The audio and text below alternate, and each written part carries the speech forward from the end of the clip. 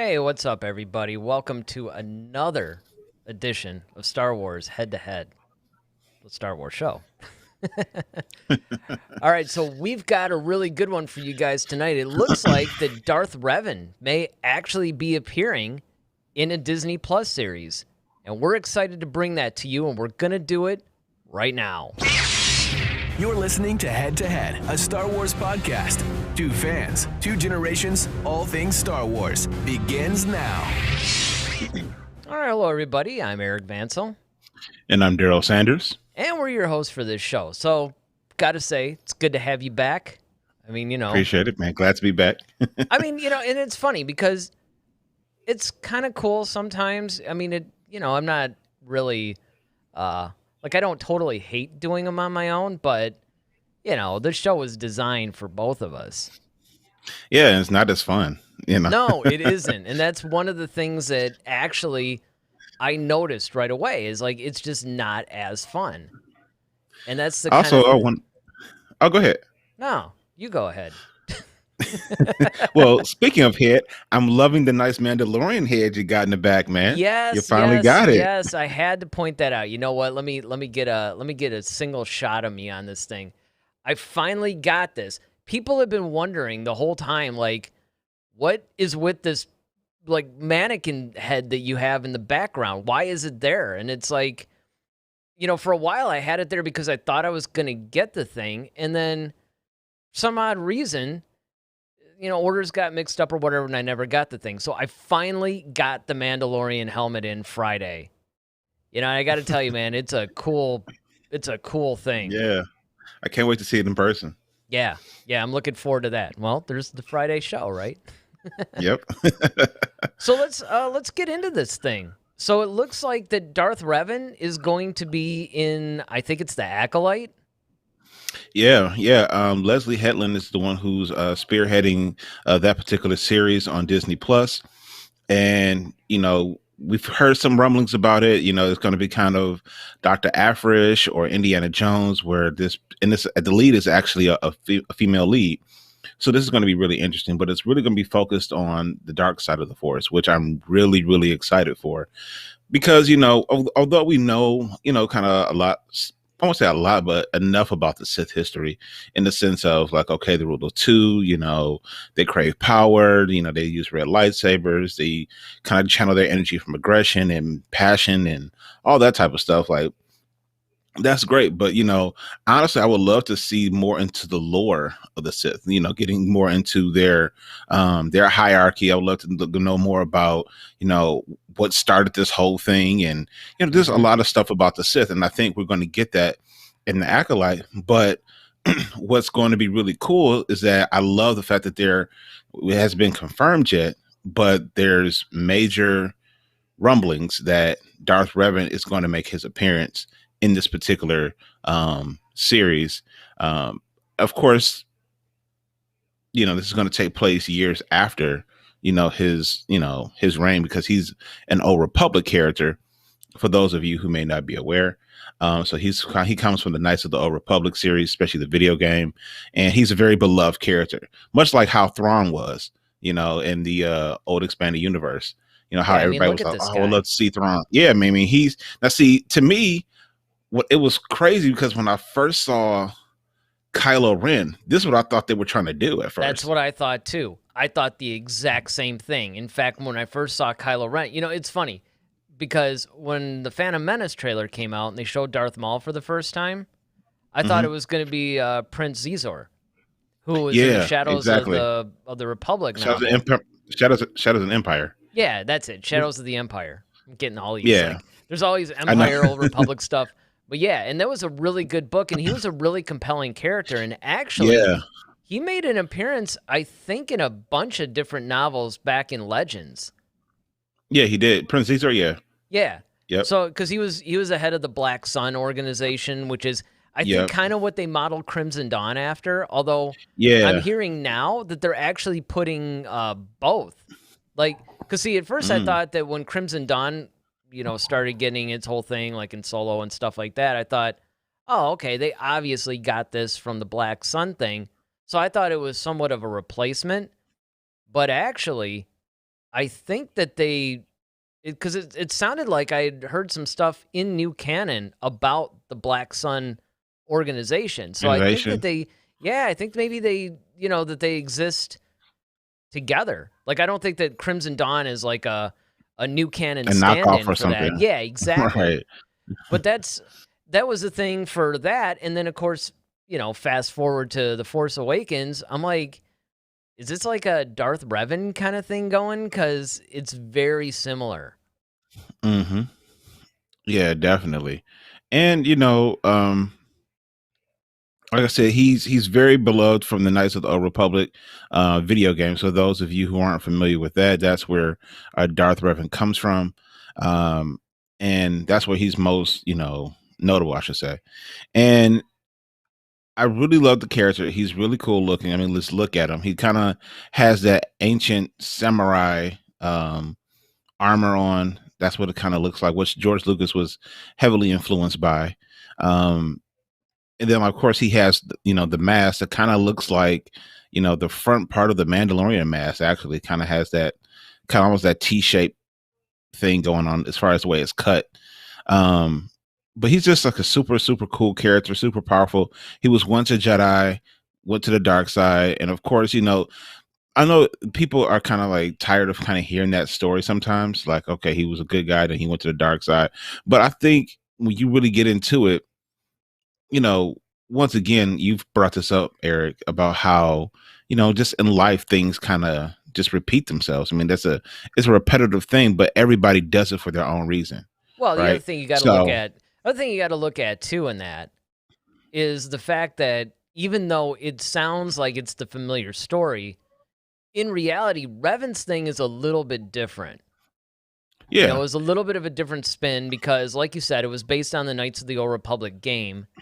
And pretty much when you're playing the character, you actually start out to where, yeah, like you're just kind of like this guy, and then you just, you have the force powers or whatever, and then you become a Jedi.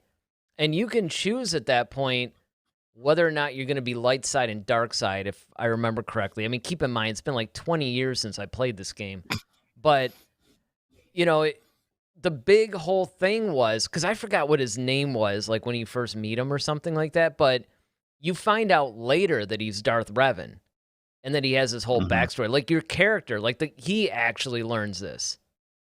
So it's a little bit of a different kind of a spin because it wasn't like he chose that necessarily. It was more like it was kind of like a Total Recall kind of vibe, to be honest. Yeah, like he kind of forgot who he was and Yeah, or something. And then, or a Jason Bourne thing or something. Which, of course, this is another plot line that you could say has been done to death too, where a guy wakes mhm. up, doesn't know who he is, and finds out he's like this devastatingly powerful guy or something, right? But this is kind of like the Star Wars spin on that whole thing. And I mean, I think that that's just really, really, really fascinating. And it's something Oh that, yeah. I think that they can explore. Now, I don't know how, because like you said, the Acolyte actually takes place toward the end of the High Republic, so not really sure how they're going to make that work. But I don't know. Well, here's the rumblings. They believe that, and it makes sense because they're gonna find it. I believe the acolyte is gonna find a holocron, Sith holocron, Okay. and once she finds that Sith holocron, is going to reveal Darth Revan. Now, in that, I could see him making appearances in the form of flashbacks or in the form of like holographic type Yeah, things, sure. something like that. But I think that's going to test the measure of the character. If fans are really responding to it, then I think what they're going to do is they're going to give Revan his own show. Well, I have to say, Ronaldo and Joanne have joined us, of course. And we always welcome everybody who comes in, and Ronaldo is actually bringing up a good point here. That this is a good time to bring this up. He says that they do something with Revan, they need to be really careful. Everybody has a different image of Revan in their head because of how you use him or her in the game. See, and that's a really good Yeah. point. Well, that's why I think that's why they haven't just sprung it, and that's smart because to what I just said, if you just kind of tease Revan, much like how you did Ahsoka, in Mandalorian, Mhm. Mhm. so it's like, all right, you didn't know who, so we knew Ahsoka Tano was coming though. I mean, we already kind of knew that. And just like we were kind of hearing that, it's definitely going to be Revan in the Acolyte as well. I think what they're going to do is that they're going to kind of tease the character, see how fans respond to it. If the fans are like, "Oh my god, this is totally awesome. This is definitely Revan. Man, I want to see more." They already kind of got stuff probably maybe waiting in the can for that. If it doesn't go over well, then they can just move on because it wasn't Revan is not the focal point of the Acolyte. It's just a Well, that's a good point tease. too, because if you actually look, even at this graphic that we have up, I mean, Mm-hmm. the woman on the right is really kind of, I think, the main character. I don't know. A lot of this stuff is concept art at this point, so we Mm-hmm. really don't know. But we, I mean, there are certain things that have been revealed to us, right? Like there's the All right. whole, going to be kind of a Dr. Aphra kind of show. It's going to be maybe a little bit female centric. It's going to, we've had some context clues along the Mm-hmm. way. So obviously, Revan's not really going to be the focal point of it, nor could he, given that, it's thousands of years past when he was Yeah. around. Now, they could pull a Palpatine on it, though. In fact, they don't even have to do that. Back, now again, this is a legend story, but with Exar Kun, another Sith Lord, actually one of my Mm-hmm. favorite ones, he ended up like as a Sith spirit haunting the Yavin base when Luke initially had turned that into a Jedi temple Mm-hmm. and kind of like taking over some of the students. And I think he was trying to, it was almost a really Palpatine type of thing. And in fact, it would not surprise me in the least, given that the other guy, I keep forgetting who it was, the other guy that wrote it along with JJ, The Rise of Skywalker, Mm-hmm. basically he was like a canon junkie. He knew all the expanded universe stuff from before, and I mean, he's read a lot of the new canon books and comics and all this stuff, so he was really up on that stuff. So it wouldn't surprise me in the least if he took the whole Exar Kun thing and put that in the Palpatine story for Rise of Skywalker. Yeah, but see, I think once again though, we see how that panned out though. You see what I mean? Like, Well, yeah, I, I I mean, think I think they might have learned, and see, that's what I'm saying. Like, there's certain characters that you can't do that with. Like, yeah, but do you as think it's much the as we same all thing love, though? I mean, because Palpatine, the problem I think that people have with Palpatine is that it kind of cheapened his whole death in Return of the Jedi. well, that's what I'm saying though. It's like Palpatine wasn't known.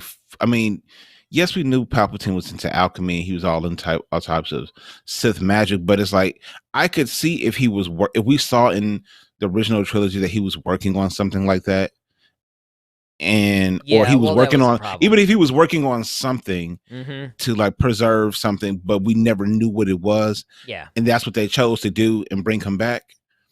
I'll because you kind of set that precedent. I will leave that alone.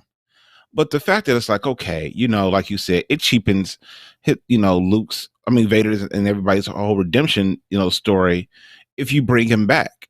And so Exar Kun, okay, there's already canon to support, or there's already been writings to support that, okay, Well, but that's yeah, what he but was that was a doing. new concept, though. I mean, I think part of the problem is, and I think you're absolutely right, is the fact that part of the problem of Lucas kind of making this stuff up as he went along, which I mean, there was nothing really wrong with that. But the problem is that, here we are 30, 40 years later, right? And it's kind of like, Hmm. okay, you don't have any context for what Palpatine did.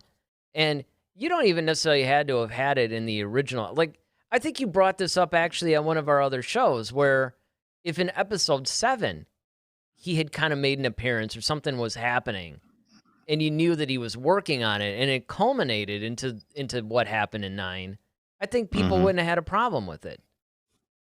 Right. I mean, that's what I'm saying. This is once again poor planning. But I mean, and then within that, I think that's what I mean is you have to kind of you can't just throw people back in like, Jason Voorhees or something like that. You just can't have some lightning bolt hit and all of a sudden he rises from the grave. It's like, no, this is not that type of show. Yeah. So I think what you need to do is, like I said, with XR Kun, you already have the template for that. It's already been established that he's done stuff like this before. So that's fine. Or even if we saw like, if Palpatine, found a way, like, let's just say he said a line in Return of the Jedi when he was like, uh, what you said about Kenobi has piqued my interest, Lord Vader. How can we return back from the other side? That would have been real If, simple. In other words, use that something that already occurred in the original trilogy to connect, to much like what they're to doing with connect Kenobi. it. Yeah, because that's what they're doing with Kenobi. I mean, they're just basically taking lines from either the prequel trilogy or some stuff that happened later in Episode 4 and kind of putting it in a context, which actually I think is one of the cool things that Lucas did in the Clone Wars. Filoni carried that on.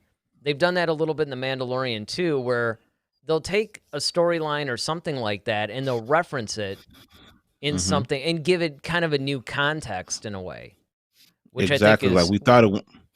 Yeah, it's almost kind of like you read.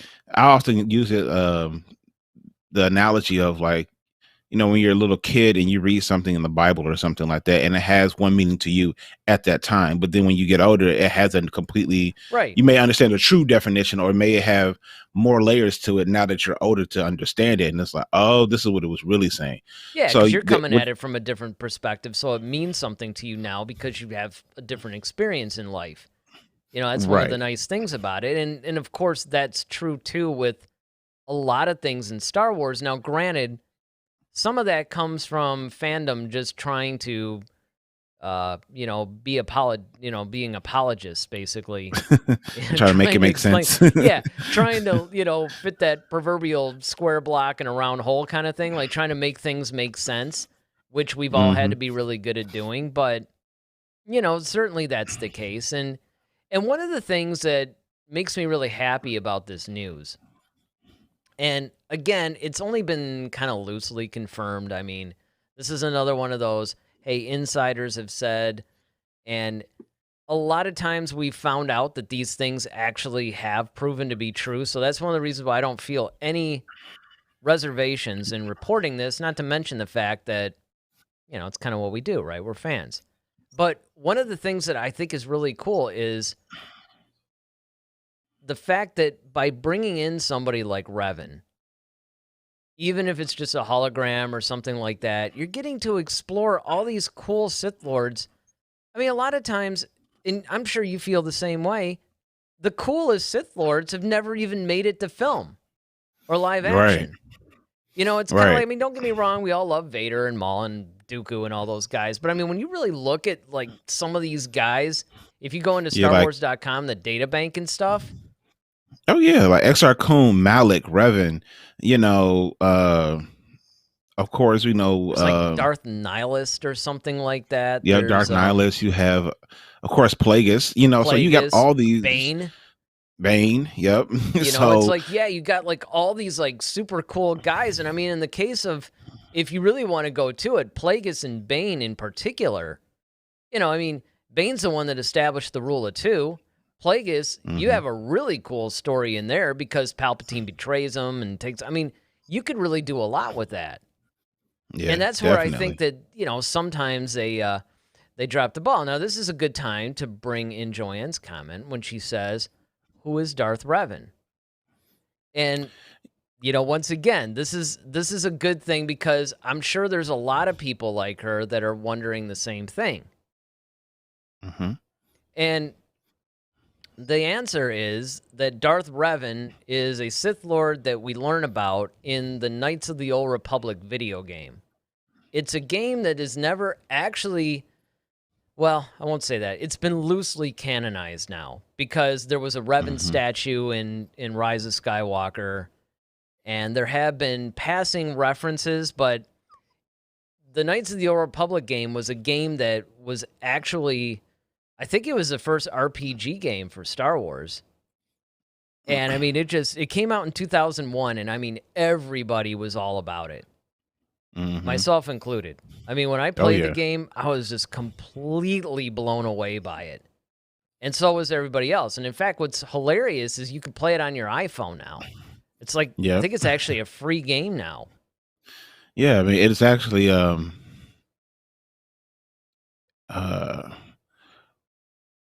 one of those games that's kind of like it's kind of like perfect. You know what I mean? Yeah. Like there's Yeah. not too many games that people could say like, "Oh, this is like the perfect game," but it really is like a perfect game by like standards. You know what I mean? And The well, it's not even character so much like development is the character incredible. development and the story about The it is just story what is really gets amazing. you. Yeah. And I mean, the thing is, they kind of dropped the ball with the second one. I mean, don't Yeah. get me wrong, Knights of the Old Republic 2 is, I mean, it's good. But the problem is that the first one is just so incredible Yeah. that, It set the bar really high. Yeah. yeah, it set the bar really high. And I mean, you have basically like just all these rich and well-developed characters. And so consequently, Revan kind of became like Thrawn in a sense. Because Thrawn was a character that had only lived in the novels up until his appearance in Rebels. And he was so popular that they decided to not only bring him in canon, because remember, before Rebels, he was still an expanded universe, like old expanded universe, now Legends guy. But his popularity was so huge, which, if you think about it, is incredible for a novel character because, on one hand, you get Kathleen Kennedy almost saying, like, well, who reads these novels? I mean, except for the really weird, nerdy fans, right? But Thrawn was actually a really popular character with a wide variety of fans. And that's because I think that more people were reading the books than what she thought. And so naturally, they bring him into Rebels, which, of course, by definition, brings him into the new Disney canon. And then, of course, Timothy Zahn writes that new trilogy, and on it goes.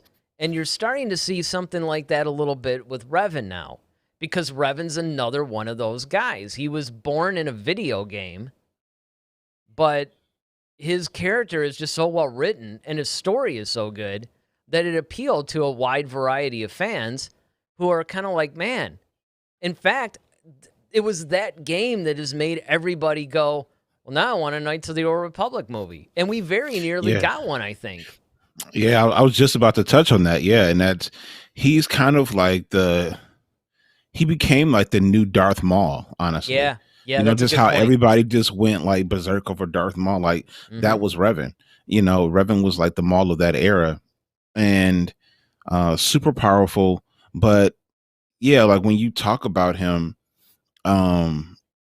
it's kind of like, okay, that's and you always gonna have people who's gonna try to compare, like, okay, when you start talking about Sith Lords, of course, everybody knows about Palpatine and Vader. And so it's like, okay, well, can these guys even really stand up to those guys? And the answer is definitely. You know what I'm saying? Like, I definitely feel like these guys could actually, now, will they win? That's, we don't know. But, I mean, could they actually put up Jason can comment now. If he doesn't end up chatting in live, I'm sure we'll get, a comment where we'll get the percentages. Right. But I mean, that's kind of, but yeah, that's sort of how you have to do it, though. Actually, it was one of those things that was funny when he started putting it that way into the comments. It really made me think about it because it's true. It's not like a particular character would win 100% of the time because there's a lot of variables, right? What kind of a surface are they fighting on, or I mean, did they get enough sleep that night? I mean, there's just like so many different variables that go in. And so you almost have to say, okay, like 70% of the time, this character would probably win based on these attributes and parameters and whatever. So, yeah, I think that Revan could stand against them, but it's tough to say, though, because, and it depends on who you talk to. And sometimes these things aren't so well defined either because we don't have enough information about some of these Sith Lords.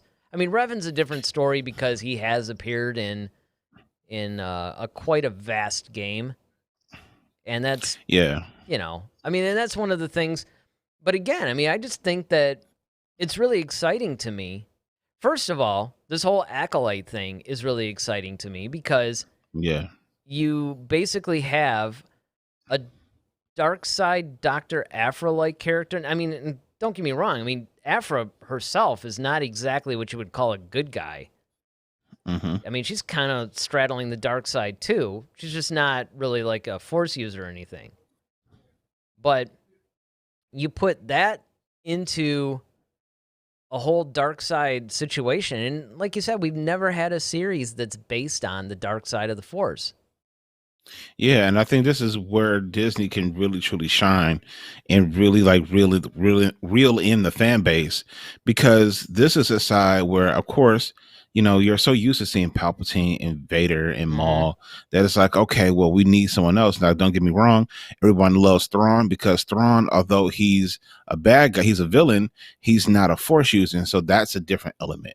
It's almost kind of like watching Batman or something like that. Yeah, Or, he's kind of you like a know, super Tarkin or something. It's like, yeah, exactly. It's he doesn't have any special abilities or anything that just makes him so formidable. However, he just has this keen mind, and of course he is a skilled fighter just in the end of itself. But he's kind of like the Batman in this kind of situation where yeah, you're so used to force users are all over the place, that now you have someone who's actually giving light side force users a run for their money because he's so skilled in what he does.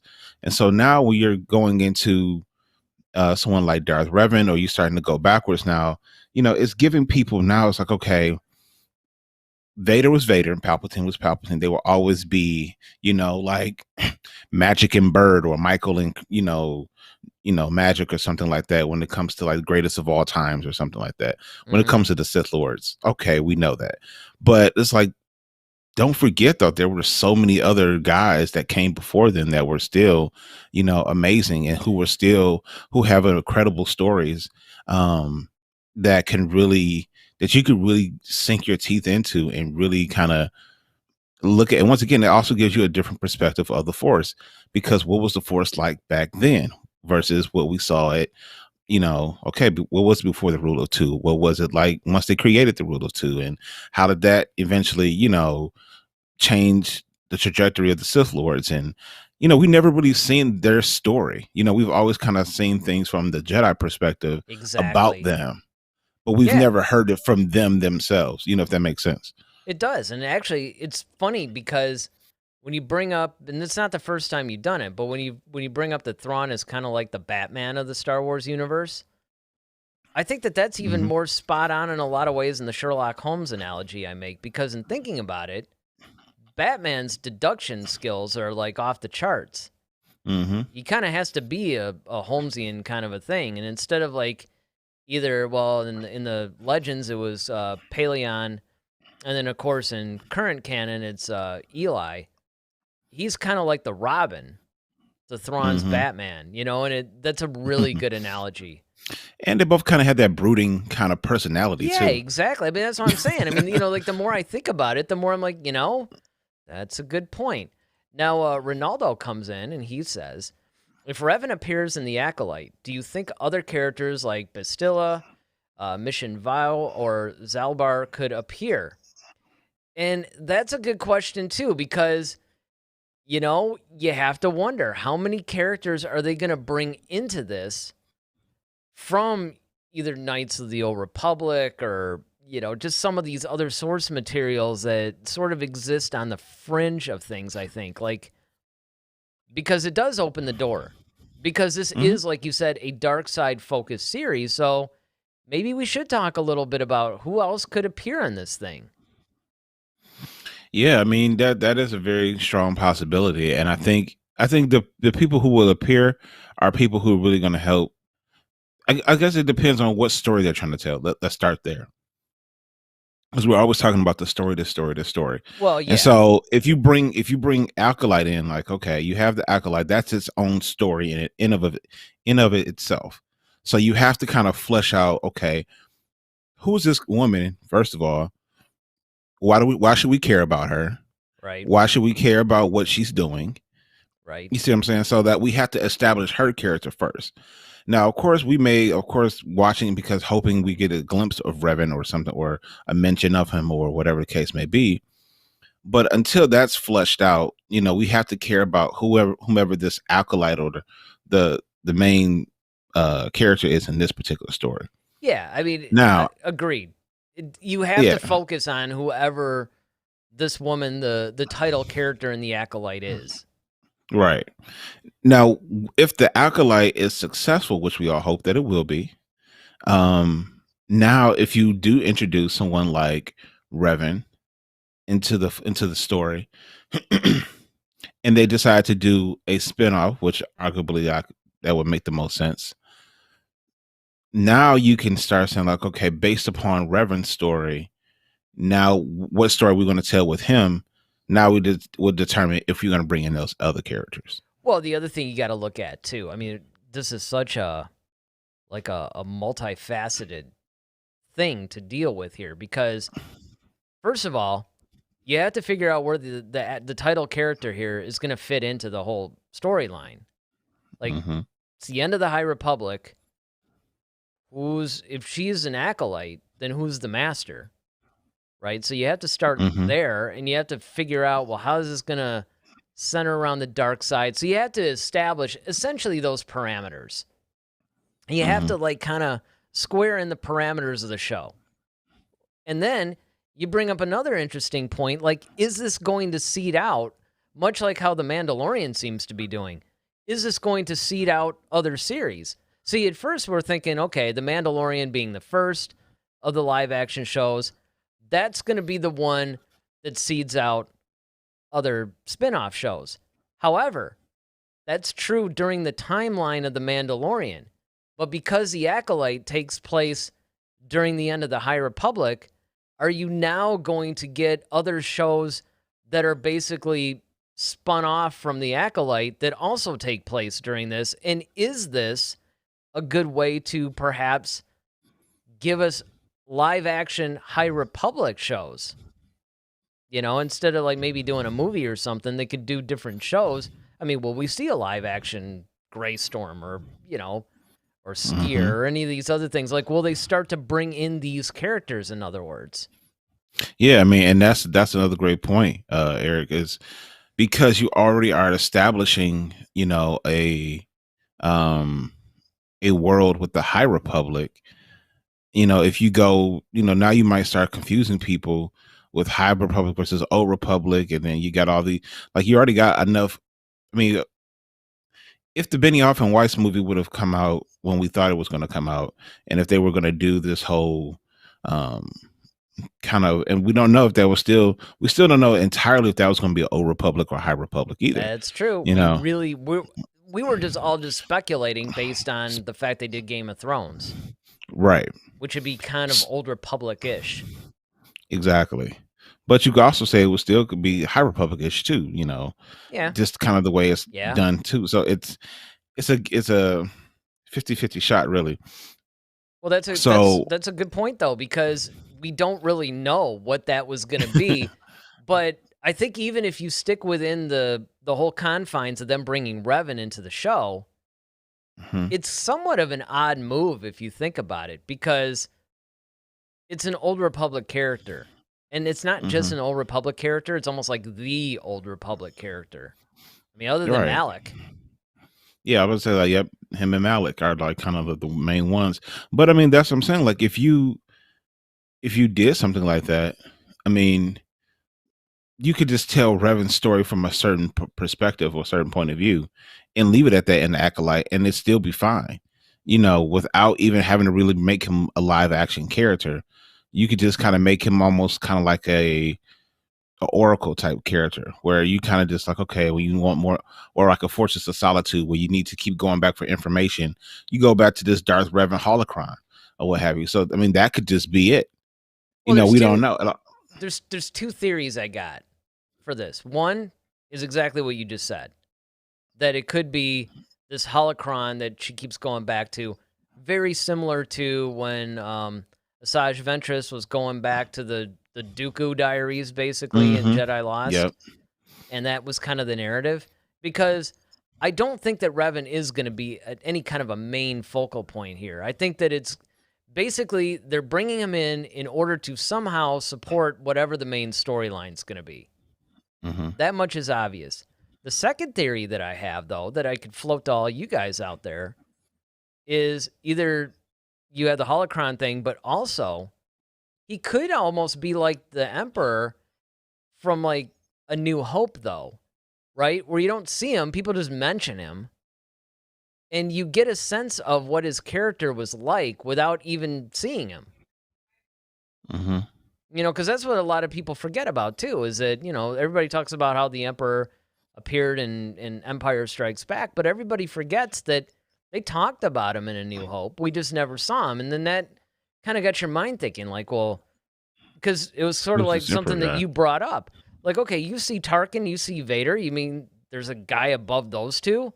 Who on earth is powerful enough to rule these guys? Right. You know, exactly. It's like, really? Well, now I want to know who he is because, you know, he's got to be like ridiculously powerful if these guys are answering to him. And not only are they answering to him, they're freaked out by him. Oh, yeah, because, like, you know, when you first see A New Hope, you know, when Leia makes a statement like, you know, oh, Tarkin, you know, I see you the one who's holding Vader's leash. Mm-hmm. And so you're thinking like, okay. And of course you saw that earlier scene where he's like, you know, enough of this bickering, Vader will release him. He's like, as you wish. So you kind of think that he's the main guy. Right. You see what I'm saying? You know, exactly. So, and then you hit it right dead on because I could tell you that as a 7-year-old kid or 6 or whatever, when I watched it for the first time, when I watched it for the first like 10 times, you know, Tarkin seems to be the main guy in charge. But it does beg the question because I'll tell you something. Even in my little 6-year-old mind, I was sitting there thinking like, okay, you got this dude who's, you know, in this black helmet and outfit, and he just looks really menacing. He's choking people with his mind. He's got this like lightsaber blade that can pretty much cut through anything. Why is this older dude? What power does he have over him? I mean, you know, you're looking at Tarkin, you're looking at Vader, you're like, I'm thinking Vader could just basically go, you know what? I'm the boss now. Almost like the Captain Phillips. I'm the captain now. Right? And what could he do? So you're in the back of my mind, I was always thinking like somebody like this Emperor guy, he must be giving Tarkin the power over Vader, right? And it's kind of, you're thinking like, okay, so who is this Emperor that could actually command these two, you know, obviously pretty formidable foes? And I think that the same thing could actually happen even in this Acolyte series, where it's not quite the same situation, but you could do something similar where Revan's mentioned, maybe like his shadow looms over, you know, because he was a pretty prominent guy in the Old Republic, so maybe during the High Republic era, much the same way Plagueis would be mentioned or something like that, you know, in the original trilogy, if they had really...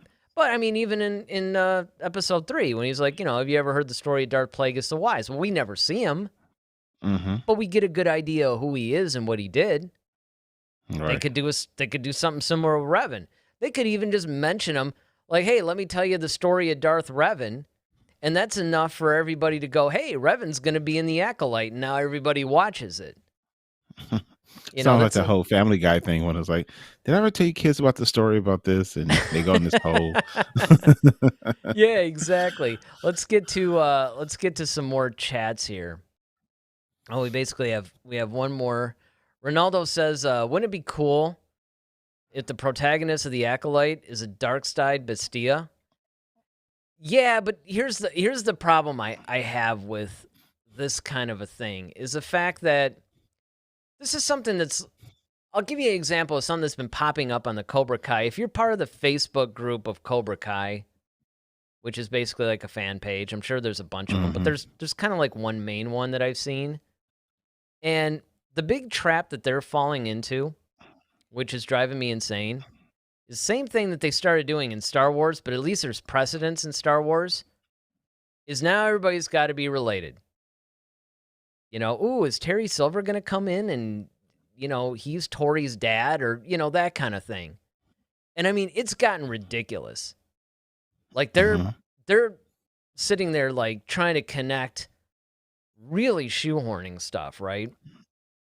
And the problem is that the extension of that is, oh, wouldn't it be cool if, this guy turned evil or that guy turned good or something like that.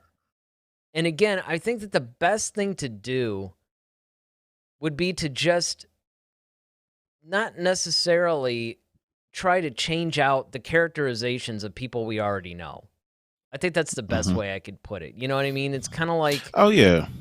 I mean, and because that's almost like going, ooh, what if we saw a dark side Yoda, which admittedly would be very cool, by the way. But you know what I mean?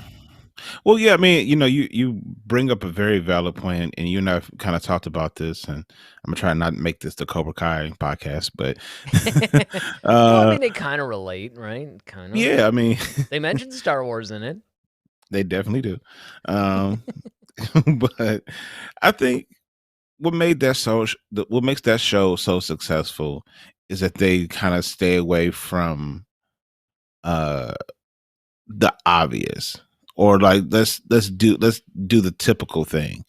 I think, in case in point, the whole situation with well, spoiler alert for those who haven't seen it, but like, okay, Allie comes back, and okay, they didn't make Johnny fall back in love with her and they have a whole relationship. Like, that didn't happen. That could have easily been the thing to do, and that could have kept Johnny on a path, but it's like, no, they kept it where it was for a reason. And I think it was cool to have that character back, to see how they've all grown up and matured and done things. She ended up being a catalyst too, right? Like, kind of making them see. And that's it. That's where the Revan thing ties in perfectly. It's like, right, she was brought in, and the writers could have fallen to the temptation to create this brand new weird love triangle. I mean, even though Daniel's married and got kids and all that, but it's one of those things where, you see your high school crush or whatever it is, and it's not so much that he would cheat on his wife or anything like that, but still, it's almost like he's trying to impress her, that kind of thing. Like, they don't have to make it soap opera-ish, but they could still make it. They could have actually done a lot of really stupid things. But what they did, I thought, was brilliant, in the sense of they brought her in for a specific purpose, and that was to show them that their rivalry was kind of stupid and that they need to start learning to work together. And they can do that. And that's what I kind of hope they do. I don't really want to, like Bastille during turning to the dark side. First of all, I think she did. Again, it's been years since I played the game. I could have sworn there was some scene in there where just like there was torture and there was like a temporary dark side turn or something. Yeah, it's been a minute for me too. It's been a long time. Like, I even barely remember the character, but I do remember something like that.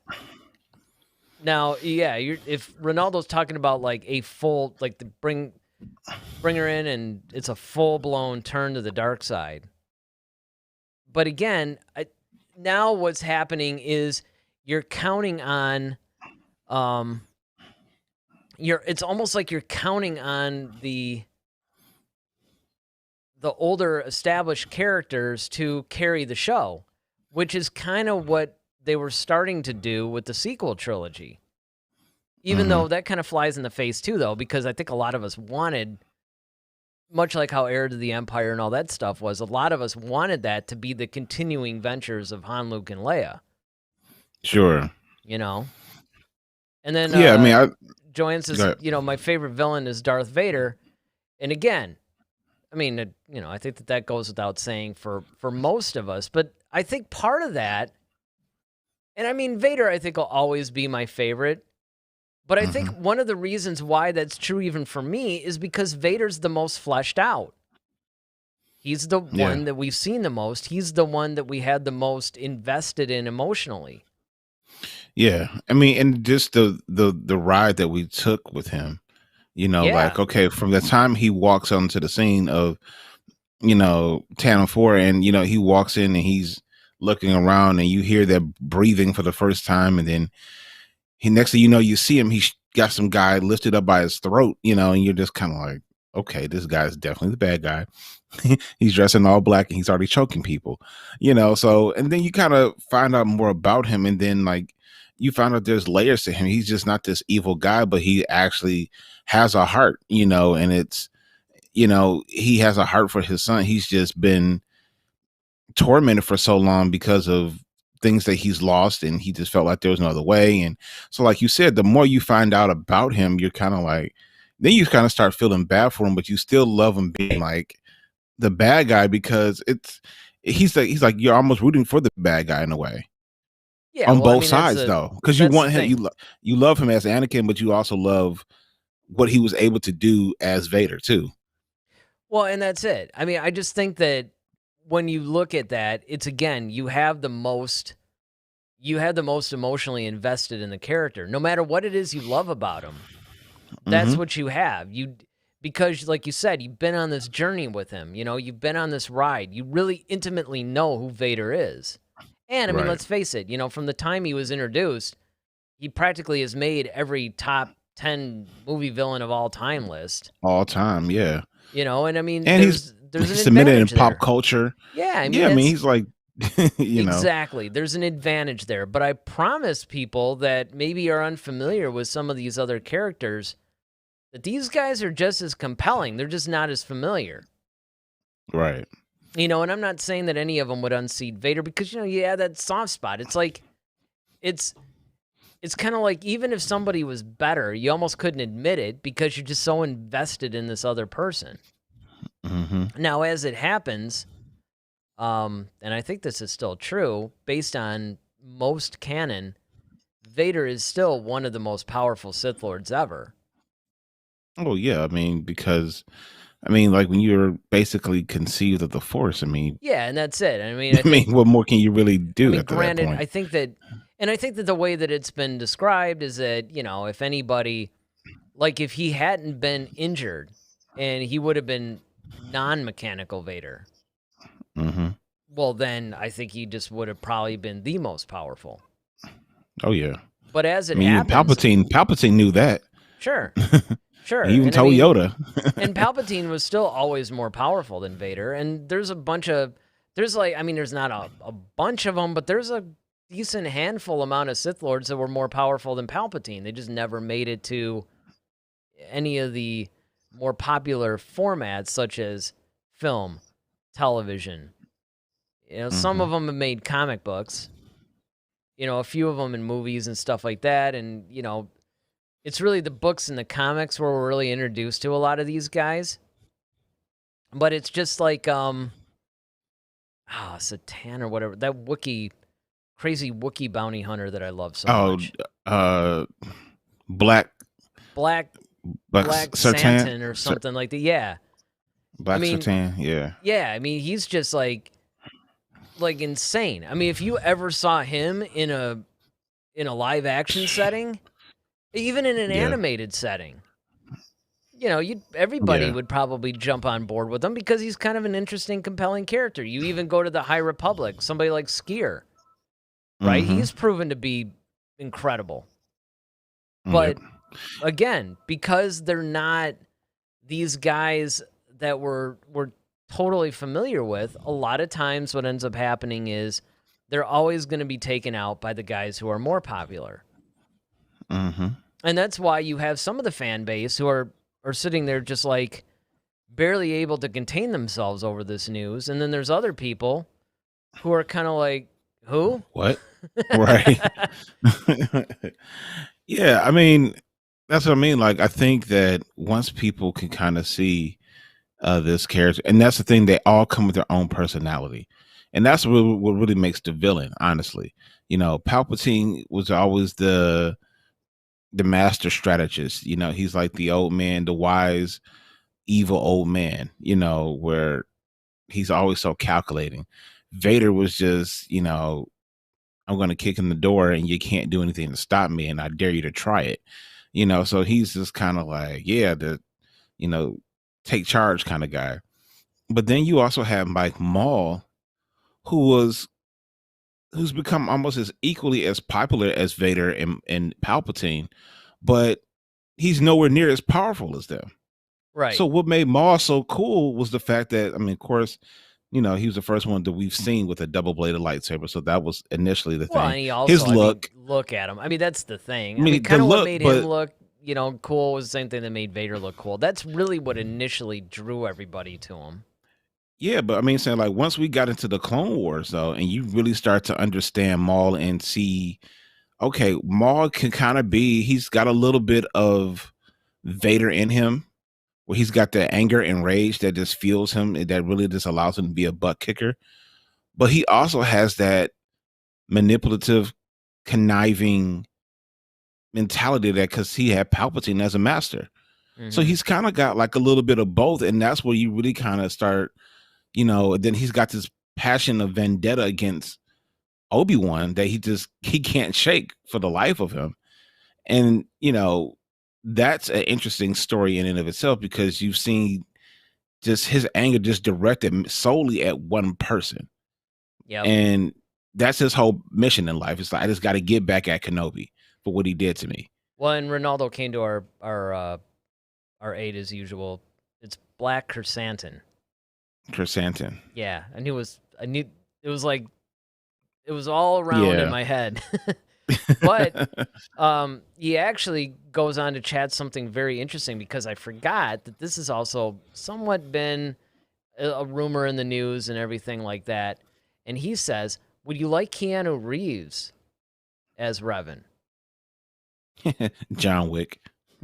Because that has actually been something that's been rumored for a while, and I honestly think that he would be really good as Revan. Because and it's not The even fact that he just looked like the John Wick thing. It's like is I mean, he kind of has the same look as Revan.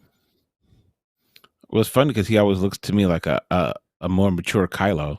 He does. But, He does. I mean, um, as soon as I saw, Kylo Ren, I'm like, wow, it's kind of like Keanu Reeves, but like a young one or like like his yeah, a little brother younger or something. version, or yeah, I mean, because it's the same kind of look, and I think it Well, would be really interesting. here's my, and I'm glad that Ronaldo brings this up, and I've been meaning to ask you this question. Uh-oh. I'm sitting down. You know what? Like, I'm gonna take a drink for this. well, yes. While you sip, I'll pose my question. So, I don't know if I really want to see popular or mainstream actors in certain roles in Star Wars. Like, I like the fact that Sam Jackson, okay, yes, he played Mace Windu, but he wasn't the focal point. I like seeing, but because you think about it, like when you look at the original trilogy, those actors and actors, I mean, they really weren't anybody like that. Well, Not Peter to, I mean, of Cushing course, Harrison. was, and Alec Well, I mean, Guinness Peter was. Cushing. Well, yeah, but I'm talking about like the big three, like Harrison Ford, Carrie Fisher, Mark Hamill. Like they were all relatively like new actors and actresses, kind of relatively on the same. I mean, except for Harrison Ford, he's kind of had some stuff, but like I'm Only just American saying, Graffiti at that point. yeah, and that's what I mean. But to see them grow into these characters, and then now, all right, Harrison Ford went off to had a litany of movies, that he's iconically known for, everything from Clear and Present Danger, Indiana Jones, the list goes on. Carrie Fisher is really known, for her comedic work, but then Mark Hamill's done so much stuff, whether it's in voice acting and in other mediums. But I'm just saying, I kind of like the fact that you kind of have characters that, or people who don't have that star power, because I feel like that's like a kind of a cheap No, pull. that's true because I remember that You was know what I one of mean? the things. Like DiCaprio was just dying to play something in Star Wars. Um, Mm. but that was Lucas's big thing. It's like, well, I don't know if I want to name person, but I kind of go back and forth because, you had Laura Dern as Holdo. Again, I get it. These are more supporting characters. Hmm. The sequel trilogy probably had. I mean, Oscar Isaacs was somewhat known too. Not superstar status, mind you, but Right. a known actor. Um, but then again, you say that, but you have no problem with like, Cumberbatch and Mickelson and all these guys playing Thrawn though. And the reason why is because you know that one of those two guys would be the best for that role. And that's where I think Keanu Reeves Yeah. comes in. That's the exception to me. Because I think he's the best for the role. But even if you talk about like, okay, like those characters, once again, not taking anything away from them. I mean, they're great actors and whatnot, but they still don't have that star power like Oh, Cumberbatch Keanu does. Reeves. I mean, he does, but he's not okay. What I'm saying is this: like, okay, you say Keanu Reeves, like, okay, what do you instantly start thinking about these major blockbuster movies like Speed, and you start thinking of like from all the John Wick movies, like all the things he's done with the Matrix, like he's got that type of name where it's like, Yeah, okay, versus you like see Doctor Strange. yeah, but that's Little new. movie. That yeah, a little movie, right? Exactly, but that just came out though. You know what I'm saying? Like he He's hasn't done a lot had of this. other stuff before that, though.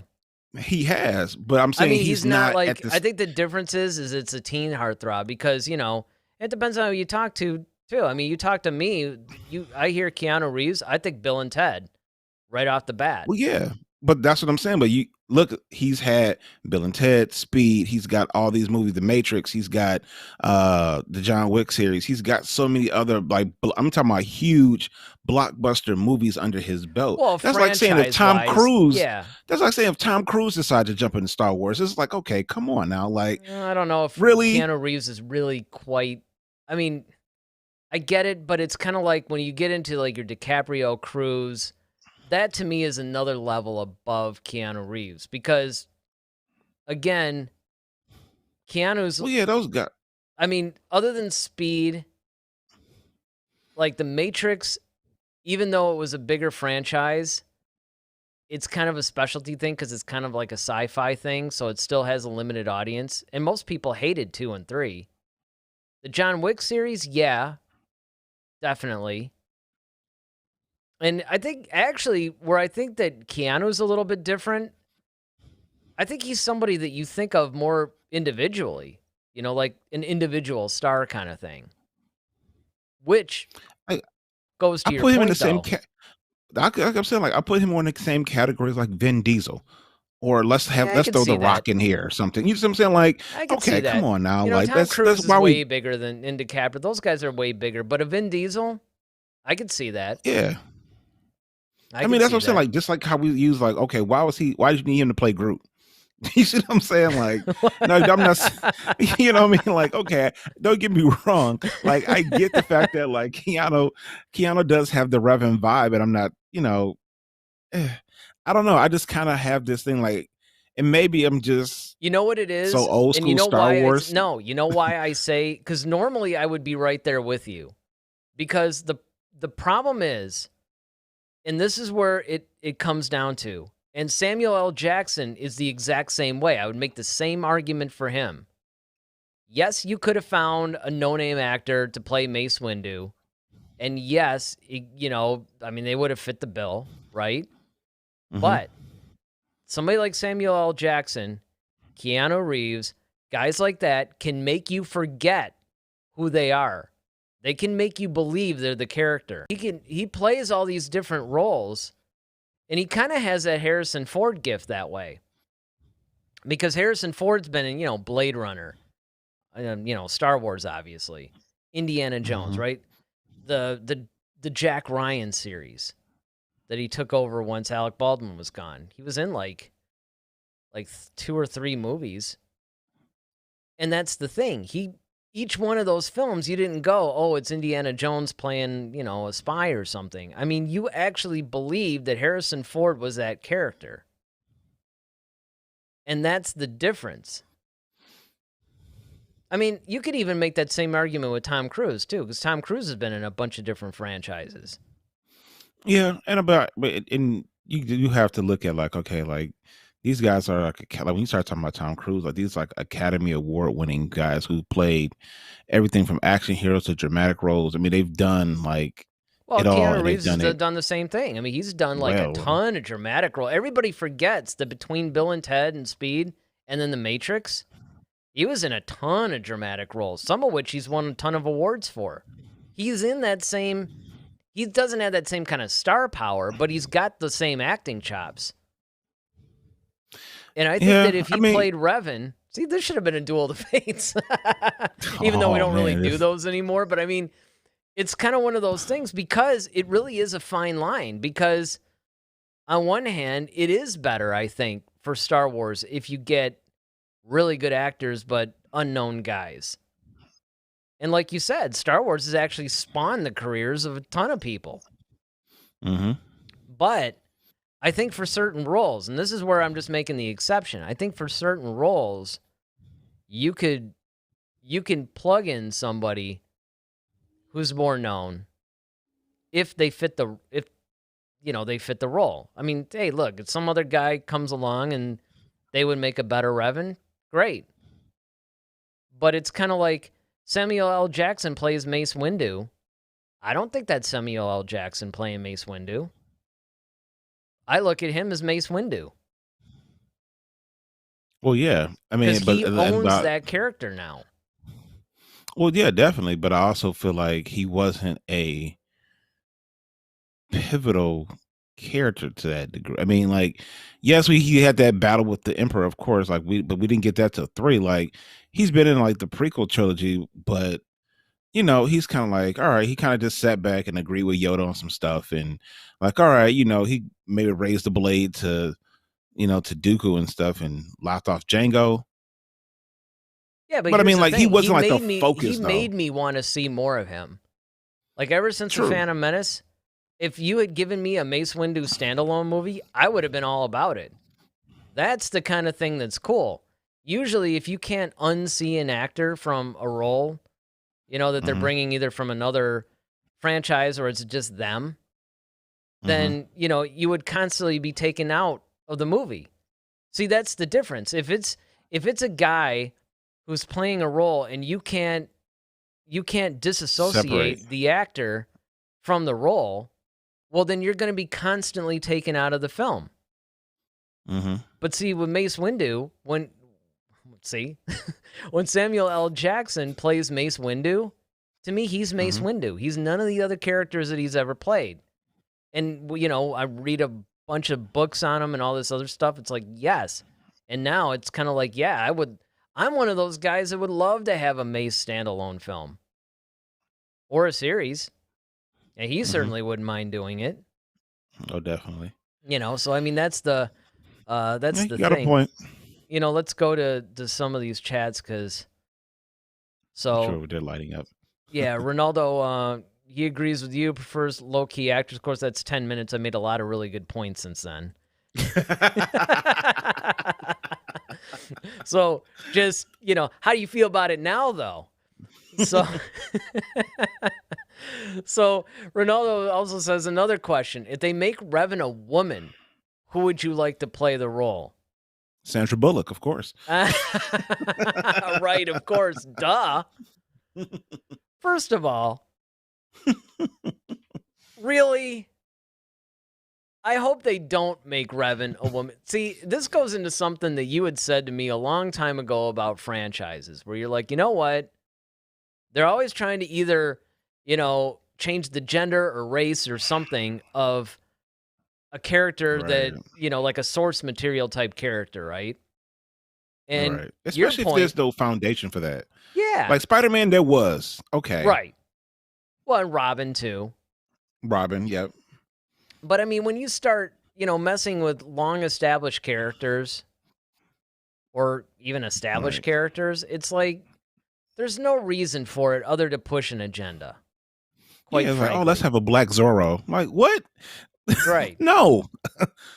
He's always been Latino. Like, keep him Latino. Like that's their here. Like, let him be who he needs to be for them. You know what I'm saying? And we all still enjoy it. So it's like, that's stupid. Yeah. I mean, that's exactly. And that's just the way I feel about it. I mean, if they made Revan a woman, first of all, I'd be upset. There wouldn't be like, oh, who would I like to see play the role? A guy. Like he was written. Right. That's who I would like to see play the role. I mean, I guess we could split the Right. difference and go transgender. It's like maybe like Chaz Bono or something. We're gonna get flagged. Oh. But I mean, And here comes the Death Star. This is a safe space. Everybody can, But that's man. So Ronaldo also says probably many fans would be mad. See, but Revan being a woman is actually possible because of the game. I mean yes. I mean, I did forget about that. I think that came up in Knights of the Old Republic 2 or something. You gotta find someone androgynous. If Prince was still alive, we could do it. Oh, there you go. Well, he says, Princess Revan. I don't know why, but I think Anne Hathaway would make a great female Revan. I could see that. You know who else would? If we're gonna, I mean, okay, look, man. If we're gonna play the go game, there, play the game. Yeah, if we're Literally. gonna go there, I think that Kate Beckinsale would make a good Revan. She's somebody that everybody forgets about. She was the lead chick in the Underworld series. Yeah. Or hey, why not just go for the top? Let's just go Scarlett Johansson. Let's just get her to, Yeah. I mean, agreed. But the only problem that I have with that is the fact that, well, I guess it doesn't matter. I mean, I was going to say that's become, what's weird about her is that she'll do all these like crazy dramatic Oscar-winning type movies, and then she'll go into some of these franchise films. Like she literally has like one foot in each thing, which I think is actually really cool because it's nice to see an actor be able to do that, but it makes it difficult because the problem is, and this is where the exception is, it's not so much unseeing the actor playing the role, it's unseeing the character. It's almost like Revan could be almost too similar to Black Widow, depending on, you know what I'm saying? And it's like, if you're playing a character that's too similar to another character you play, that might screw with people's heads a little bit. But I mean, we'd have to see. No. Ronaldo hit the nail on the head, buddy. I want to see Scarlett Johansson as Mara Jade. Oh my Lord, yes. Thank you, Ronaldo. Yeah. Yes. That's what I'm talking about. There you go. That's what I'm talking about. There you go. That would be a perfect cast choice. How earth the kid of you. Yeah, I mean, I got to admit, that would actually be cool. I didn't even think about that because that's another one. Like Mara Jade, it's like there's a bunch of different actresses that could theoretically play her, but the problem is, number one, who would be the best? And two, who could actually dedicate the time? Because it's not just going to be a one and done type film. You got to be able to go on with that. You can't just go, well, I'm going to do 2 of these or whatever. And, you better aim for like Robert Downey Jr. Marvel level longevity. Well, she's already doing it with Black Widow at this point. Yeah, that's true. And that's the thing. See, and the problem with her is I don't know if she would necessarily want to jump into another franchise that would take another like 15 years of her life or something. There's that. I mean, I don't know. Because there's, I started like casting some of the other, because one of the other expanded universe characters that I wish they would bring in is Talon Card.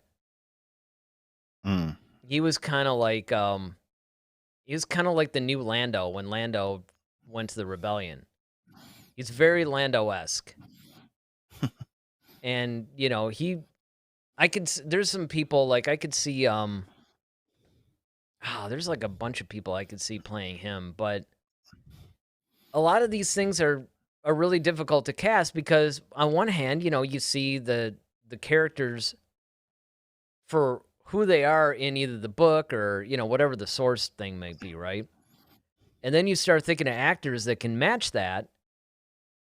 But again, it's almost like you're saying you don't really want to pick like some superstar or whatever for a Hmm. number of reasons. Now, I will say this. Another flipping this around, sometimes the really well-known actors are the ones you want, like a Robert Downey Jr. playing Iron Man. It's another one. Hmm. Because those are the guys that don't really have to prove anything anymore. See, the problem is when you get somebody like Harrison Ford, right? He was still kind of a new actor. He really wanted to be, he had no idea Star Wars was going to take off. He thought it was just some Right. dumb little movie that he was doing to get his foot in the door. Much Hmm. to his horror, it became the thing he's going to be one of the most known for. I mean, thank goodness for Indiana Jones. Hmm. But that one he likes. Right. But the thing is, though, the problem is when you get these newer actors who agree to play these parts and then they have to start, going on and on and on. It's almost like, no, I want to do other things. I want to show that I could do drama. Or I want to show I could do this. And they start wanting to show their range Hmm. because they got something to prove because they're new. You get somebody who's well established, well, they've already done all that stuff. Now they just kind of want to have fun with it.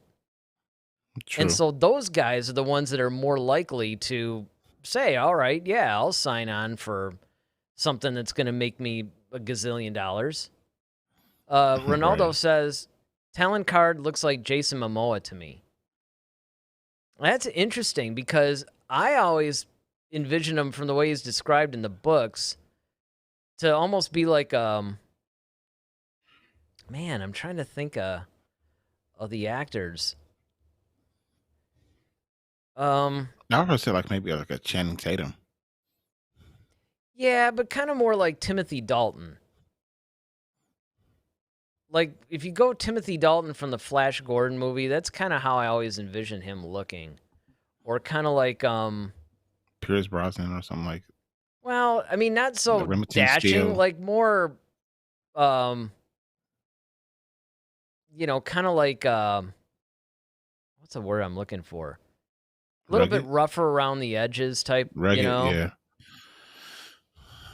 with kind of a mustache, kind of like a swindler and Mm. that kind of a thing. I mean, the problem with a Channing Tatum or something like that is not that they couldn't pull it off, but it's like they don't really, Had that look. yeah, they just don't have that look. I mean, I could see Jason Momoa doing it. I could see that. I think that the problem with him doing it is that he's a little bit too, I mean, he's too bulked up. I don't think Talent Card was like, Yeah, you that know, huge. yeah, really huge. I don't know. I have to think about that one. I'll have to think about that and see, who I think it might actually be the best for that particular character. I had to put some thought into that one. Maybe I'll try to bring it up again Friday. Oh, and the other thing that I got to do for Friday's show too is that somebody coworker sent in this really cool video of this dog watching a Darth Vader scene. I got to show it to everybody. It's hilarious. You, you guys will really like it. But yeah, I mean, I think that, basically wrapping this whole thing up that first of all, the fact that they're even thinking of bringing Darth Revan into live action would be cool. But now, as a final question, I'll pose it to you guys watching. So be sure to leave it in the comment section. But would you rather see Darth Revan come into something like The Acolyte, or would you rather see them make some more time appropriate thing, like the Old Republic movie or something like that?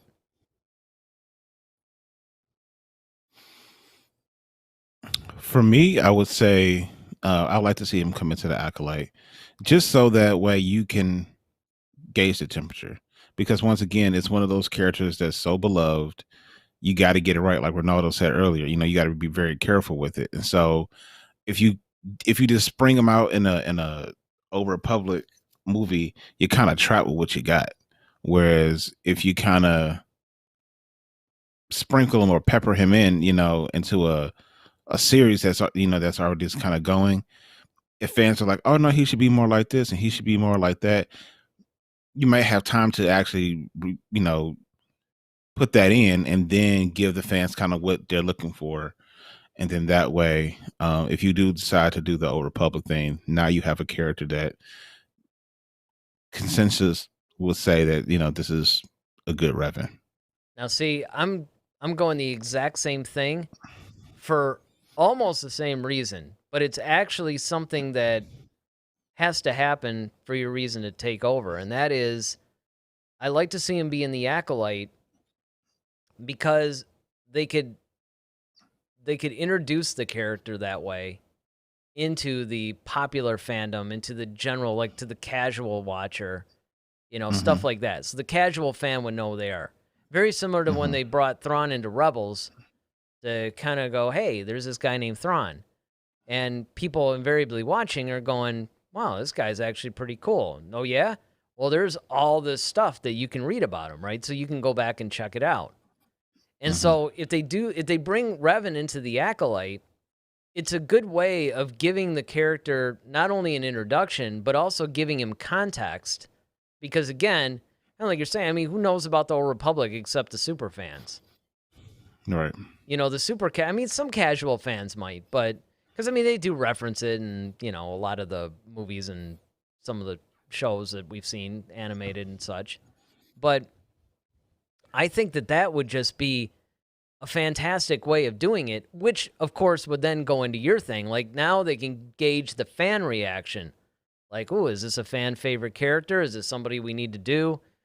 Or do people not care? So let's not waste money on it.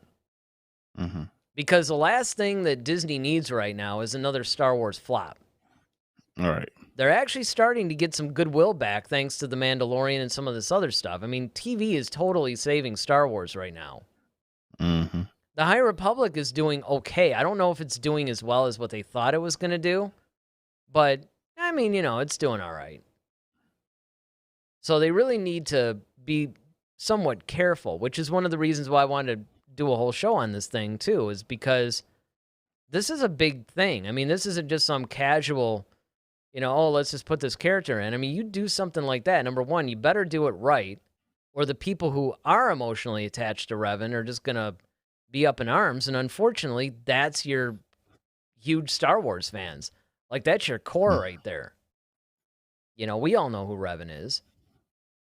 And hopefully they do it right. And again, I would feel better if it was Filoni and or Favreau bringing Revan into live action.